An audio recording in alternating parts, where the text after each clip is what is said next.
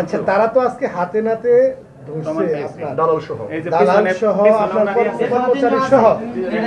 দুর্নীতির বিষয়টা তারা হাতে নাতে ধরছে, এই বিষয়ে আপনি কি বলবেন? আমার অফিসে কখনোই কোনো দালালের এখানে প্রবেশের অধিকার নাই।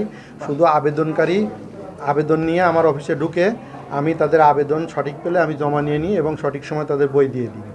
আচ্ছা, দালালরা যে তারা স্পষ্ট বললো, আপনি শুনলেন যে আপনাদের কর্মকর্তার হাতে টাকা দেয় এবং ইভেন হচ্ছে যে আনসার সদস্য তারাও টাকা নেয়, টাকা নিয়ে পরবর্তীতে আপনাদের ঊর্ধ্বতন কর্মকর্তার কাছে টাকা দেয়। এইটা বিষয়ে আপনি কি বলবেন?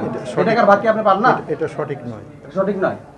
আপনার সাথে তো আপনার কর্মকর্তা আপনাদের ঊর্ধ্বতন কর্মকর্তা তো স্বীকার করেন যে কিভাবে টাকাটা বিতরণ হয়। না, এটা সঠিক নয়। আচ্ছা, আপনার ডায়েরি থেকেও তো তারা লিস্ট তালিকা বের করলো, আপনি কত টাকা হিসেব নিলেন, কাজে দেন, সাংবাদিক সহ বিভিন্ন জায়গায় টাকা দেন, কেন দেন এই টাকা? বিষয়টা সঠিক না। আর এইটা কোন সময় আমি জানি না। আমার আমলে এই ধরনের কোনো ঘটনা ঘটে। আপনার অফিসের ড্রয়ার থেকে এগুলো বের করা হয়েছে, আপনি জানেন না? শুনেন, আমি বলি আমার আমলে আমি কোনো পাবলিককে, এরা তো মানে কারা দালাল আর কারা আমি তো কোনো আবেদনকারী এখানে যদি এসে বলে যে না সে আমার কাছ থেকে হয়রানির শিকার হয়েছে বা দুর্নীতির শিকার হয়েছে, আমি দায়িত্ব নেব।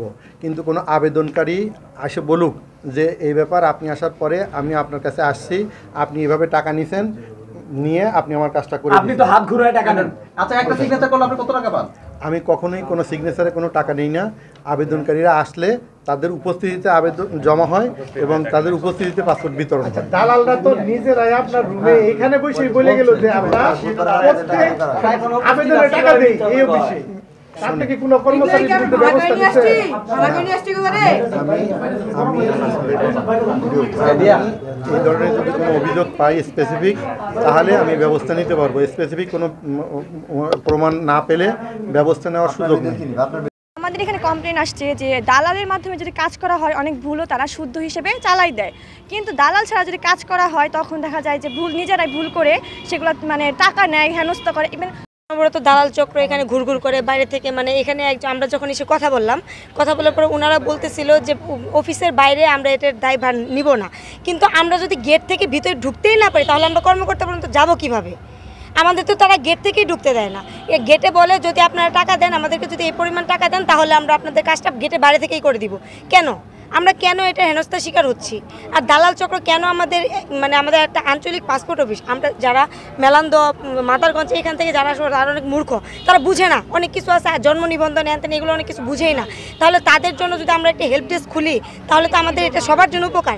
দেখা যায় দালাল চক্র দেখা যাচ্ছে কি তারা যেহেতু বুঝতেছে না এটার একটা সরলতার সুযোগ নেয়, সুযোগ নিয়ে তাদেরকে বলে যে আমরা এটা করে দিব, আপনারা যদি এখানে অফিসে আসার পর যদি লাগে 7,000 টাকা, তারা ওখানে গিয়ে বলতেছে 10,000 11,000 টাকা দেন আমরা করে দিচ্ছি।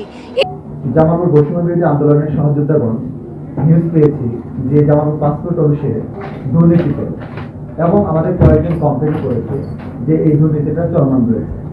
আমরা আমাদের ছাত্র সংগঠনে এখানে আসি এবং আমরা ইনভেস্টিগেশন এবং কথা বলা শুরু করি। প্রথমত আমরা তাদেরকে জিজ্ঞাসা করি, তারা প্রথমত অস্বীকার করে। আমরা বাইরে গিয়ে অবস্থান করি এবং আমরা কয়েকজন পাসপোর্ট যারা করেছেন তাদেরকে জিজ্ঞাসা করি।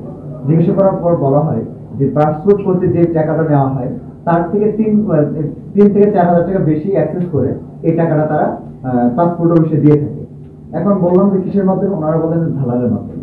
আমরা তার কাছ থেকে নাম্বার নিয়ে দালালকে ফোন দিই। ফোন দেওয়ার পর সেই দালালকে ধরতে আমরা সক্ষম হই এবং সেই দালালের মাধ্যমে আমরা জানতে পারি যে সেই দালাল বলে থাকেন এবং এর সাথে কয়েকজন চক্র রয়েছেন যারা যে দালালের কাজটা করে থাকেন, যারা one kind of signature use করেন। এই সিগনেচারটা এডি সাহেব এটাকে নোট করে রাখেন। সেকেন্ড হচ্ছে ওয়ান কাইন্ড অফ হচ্ছে সিক্রেট ওয়ার্ড, যেটা আমরা বলতে পারি। সেকেন্ড হচ্ছে সেই দালাল আমাদের স্টেটমেন্ট দেয় যে এই অফিসের ভিতরে কে কে জড়িত রয়েছে। তারা বলেন যে আমরা মূলত প্রত্যেকটা ফাইলের জন্য 1,000 করে টাকা আমাদের নিচে MFSS এর কাছে আমরা যে সহকারী রয়েছে তাকে আমরা প্রত্যেকটা ফাইলের জন্য 1,000 করে টাকা দিই। তারপর আমরা সিসি ক্যামেরা দেখে সে ওই রুমের ভিতরে কে কে রয়েছে, দেখি যে কাউসারের সাথে একজন মিজান নামের একজন আনসার রয়েছে। সেই আনসারকে আমরা জিজ্ঞাসা করি, সে জিজ্ঞাসার মাধ্যমে সেও প্রমাণ বলে দেন যে কাউসার প্রত্যেকটা ফাইলের জন্য 1,000 করে টাকা নেন, আমার কাছে দেন এবং এই টাকা আমি কাউসারকে দিই।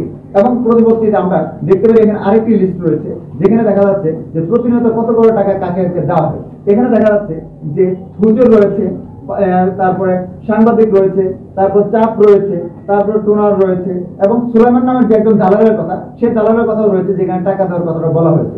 মোট 26,510 টাকা।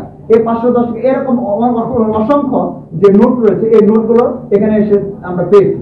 পাওয়ার পর এখানে যে নোটটার যে টাকাটা রয়েছে, কত টাকা খরচ হচ্ছে, সেই খরচের একটা স্টেটমেন্ট তিনি এখানে কি করেছেন, আর্ট করেছেন। দেখা যাচ্ছে 26,010 টাকা।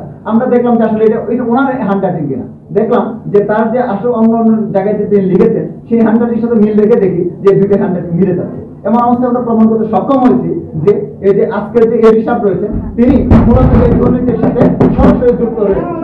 এবং আমরা বলতে চাচ্ছি, আজকে আমাদের বিদেশে যে ভাই বোনেরা রয়েছে, বিদেশে যাওয়ার জন্য তারা রিমিটেন্স পাঠায়, এই জালাল চক্রের কারণে তারা প্রতিনিয়ত হেনস্থা হচ্ছে স্যার। এই জালাল চক্রের কারণে এই পাসপোর্ট অফিসের যে অফিসার ব্যক্তিরা রয়েছে, প্রতিনিয়ত তারা হেনস্থা হচ্ছে স্যার।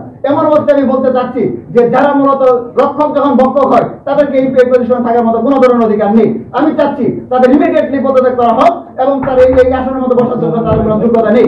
এমন অবস্থায় আমরা বলতে চাচ্ছি, আমরা বৈষম্য বিরোধী ছাত্র আন্দোলন জামালপুরের প্রত্যেকজন ব্যক্তির কাছে রয়েছে, আমরা চেষ্টা করবো মানুষকে সাহায্য করার জন্য, ধন্যবাদ।